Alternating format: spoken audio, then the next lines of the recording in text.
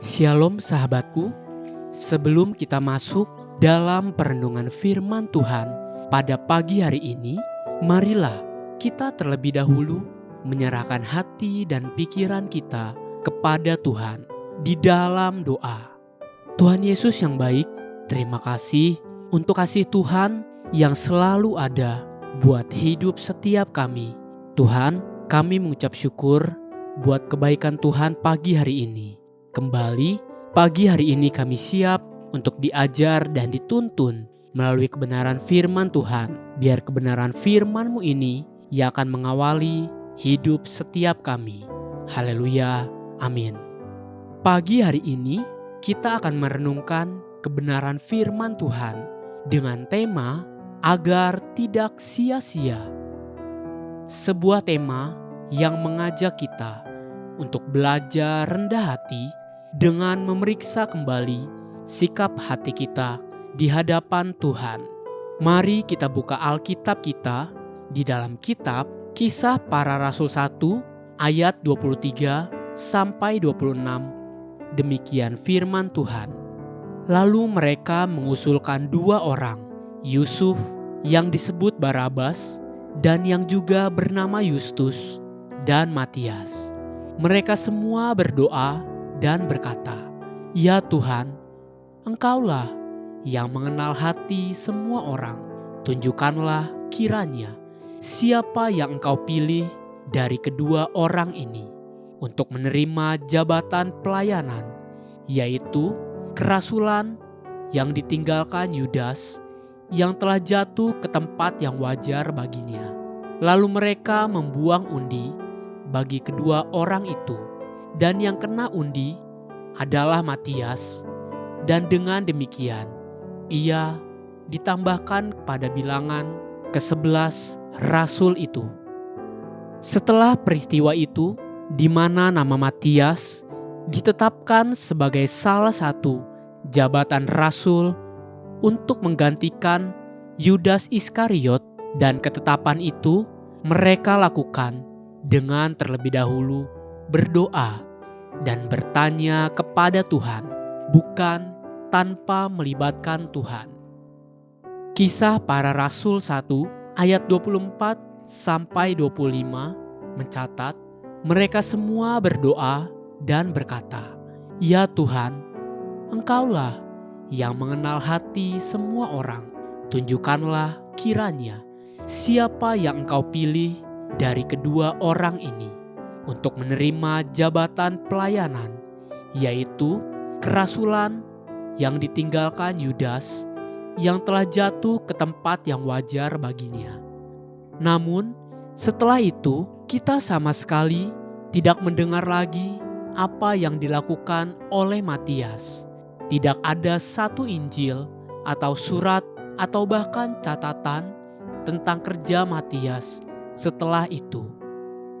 Sebaliknya, Paulus yang tadinya disebut Saulus, mantan orang Farisi yang menganiaya gereja Tuhan, setelah perjumpaannya dengan Roh Tuhan yang telah bangkit dalam perjalanan ke Damsyik, dia berubah, namanya diubahkan menjadi Paulus.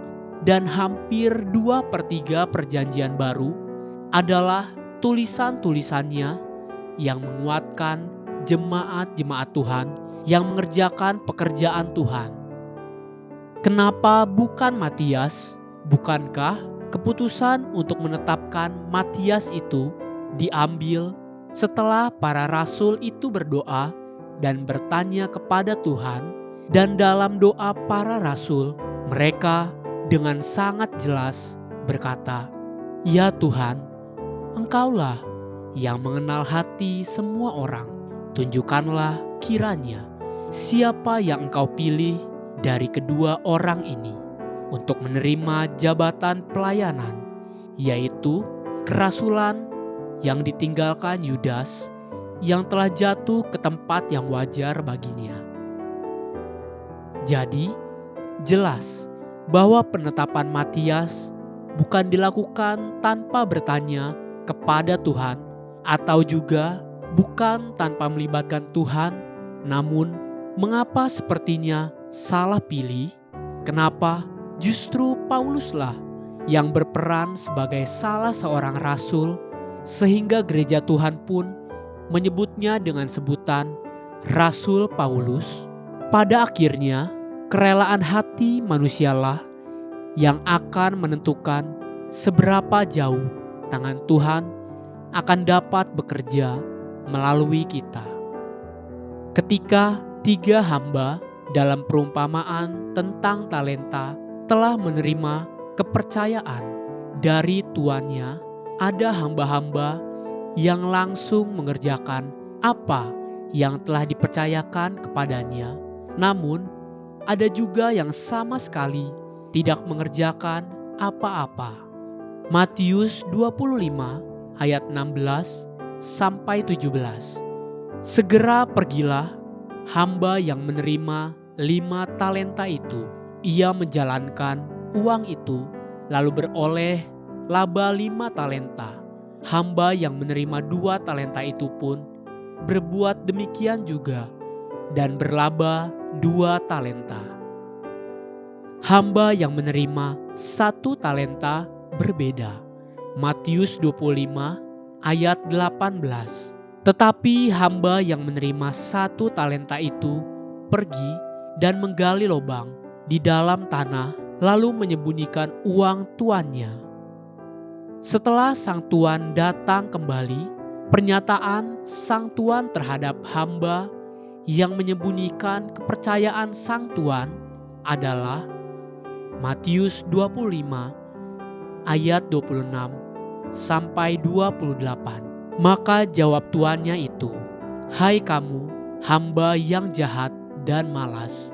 Jadi kamu sudah tahu bahwa aku menuai di tempat di mana aku tidak menabur dan memungut dari tempat di mana aku tidak menanam. Karena itu, sudahlah seharusnya uangku itu kau berikan kepada orang yang menjalankan uang, supaya sekembaliku aku menerimanya serta dengan bunganya. Sebab itu, ambillah talenta itu daripadanya dan berikanlah kepada orang yang mempunyai 10 talenta itu." Di mana letak kejahatan hamba itu? Kenapa sang tuan menyebutnya sebagai jahat? Perhatikan perkataan firman Tuhan ini. Yakobus 4 ayat 17. Yakobus 4 ayat 17. Jadi, jika seorang tahu bagaimana ia harus berbuat baik, tetapi ia tidak melakukannya, ia berdosa. Haleluya, sahabatku, biarlah firman Tuhan pagi ini menjadi terang bagi langkah kita dan kekuatan bagi perjalanan hidup kita sepanjang hari ini. Mari kita menutup renungan ini dengan doa. Tuhan, terima kasih untuk kebenaran firman-Mu yang kembali mengajar setiap kami dan mengingatkan setiap kami bahwa Tuhan menaruh tanggung jawab dalam hidup setiap kami untuk kami mampu menjalankan tugas dan tanggung jawab itu dengan baik. Kami mau terus belajar untuk menghidupi apa yang Tuhan percayakan dalam hidup setiap kami. Amin. Jesus loves you and so do I.